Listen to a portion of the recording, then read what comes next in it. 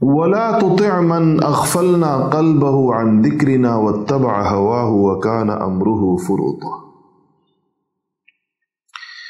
اللہ جل شانہ فرما رہے ہیں کہ ان کی اتباع مت کیجیے، اور ایسے شخص کا کہنا مت مانیے۔ یہ کس کی بات ہو رہی ہے؟ مشرکین مکہ نے نبی کریم صلی اللہ علیہ وسلم سے کہا تھا کہ ہم آپ کی مجلس میں بیٹھنا چاہتے ہیں، ہم آپ کے قریب آنا چاہتے ہیں، کیونکہ آپ ہمارے ہم پلہ ہیں، حسب نسب کے اعتبار سے، خاندان کے اعتبار سے، فیملی بیک گراؤنڈ کے اعتبار سے، تو آپ کے ساتھ بیٹھنے میں تو ہمیں کوئی شرم نہیں آتی، ہم بھی قریشی، آپ بھی قریشی۔ لیکن یہ آپ کے ساتھ جو غریب لوگ ہیں، آپ کے ساتھ جو غلام ہیں، یہ فارس سے، مکہ میں تو خیر حضرت سلمان نہیں تھے، یہ حبشہ کا بلال ہے، اور یہ روم سے آیا ہوا سہیب ہے، اور یہ دیگر غلام اور کمزور لوگ ہیں۔ تو کہا کہ ان لوگوں کو، یہ ہمارے سٹیٹس کے لوگ نہیں، یہ ہمارے برابری اور جوڑ کے لوگ نہیں ہیں، ان کے ساتھ ہمیں بیٹھنے میں تعامل ہے۔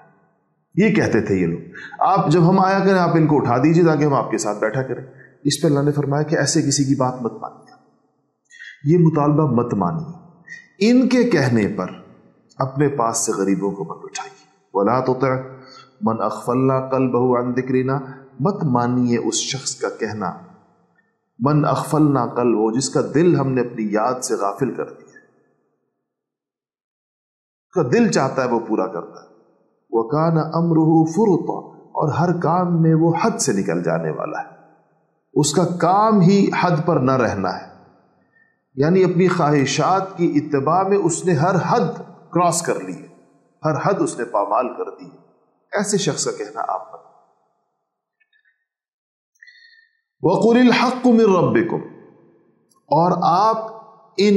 کفار کے رئیسوں سے صاف کہہ دیجیے کہ یہ دین حق تمہارے رب کی طرف سے آیا ہے، یہ کوئی تمہارا محتاج نہیں ہے، یہ یوں تمہاری چوائس نہیں ہے کہ تمہاری مرضی ہے کہ تم اس کو جو مرضی چیز سمجھ لو، نہیں، یہ دین حق ہے، الحق ہے، اور یہ من ربکم ہے، تمہارے رب پالنے والے، تمہارے خالق و مالک کی طرف سے، جس کے سامنے تمہاری کوئی حیثیت نہیں، تم اس کے غلام بن جاؤ تو تمہاری بڑی سعادت ہے۔ فمن شاء فلیؤمن ومن شاء فلیکفر، اب جو جس کا جی چاہے ایمان لائے اور جس کا جی چاہے کافر رہے، رب کریم کو تمہاری احتیاج نہیں ہے، نہ اس کے دین کو تمہاری ضرورت ہے۔ اللہ الصمد، اللہ بے نیاز بادشاہ، اس کو کسی کی ضرورت نہیں ہوتی، یعنی اس میں ہمارا کوئی نقصان نہیں ہے اس بات میں کہ تم سرکشی اور بغاوت کرو گے تو تم کو اسلام کو نقصان پہنچاؤ گے، ایسا نہیں ہوتا، اور ہمیں تم کوئی فائدہ نہیں پہنچا سکتے مخلصین کو، وہ تو اپنی دعوت کا فائدہ اللہ سے لیتے، ان اجری الا علی اللہ، اور وہ تو ہمیشہ کہتے ہیں کہ ہمارا اجر اللہ کے پاس ہے۔ تو کہا کہ انا اعتدنا للظالمین نارا، ہاں یاد رکھو ہم نے پھر اپنے اوپر ظلم کرنے والوں کے لیے ہم نے آگ تیار کر رکھی ہے، آگ ان کے لیے تیار کر رکھی ہے، ایسے ظالموں کے لیے جو جان بوجھ کر کفر کے رستے کو اختیار کرے اور کفر پر ان کی موت آ جائے۔ احاط بہم سرادقها،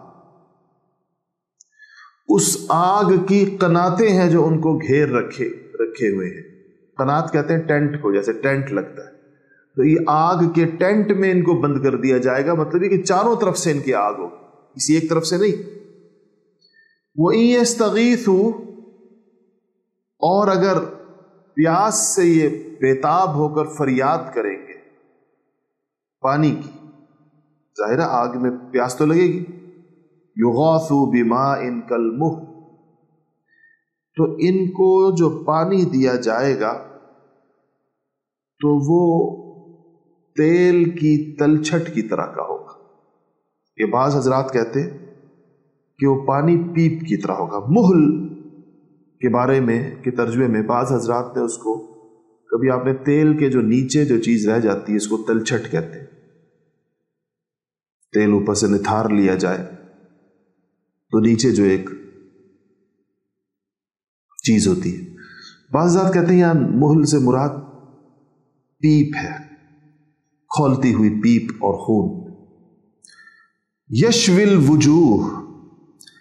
بھون ڈالے گا وہ ان کے منہ، چہروں کو وہ بھون دے گا۔ اس سے میں نے پہلے بھی بتایا تھا کہ جب اس کو منہ کے قریب لے کر جائیں گے تو چہرے کا گوشت پیالے میں گر جائے گا سارا کا سارا۔ بئس الشراب، کیا برا پانی ہوگا، وہ اللہ فرما رہے کیا برا پانی ہوگا۔ وساءت مرتفقا، اور دوزخ کیا بری جگہ ہے، کتنی دردناک اور تکلیف دہ جگہ ہے دوزخ۔ ساعت مرتفقا، مرتفقا وہی ٹھکانہ،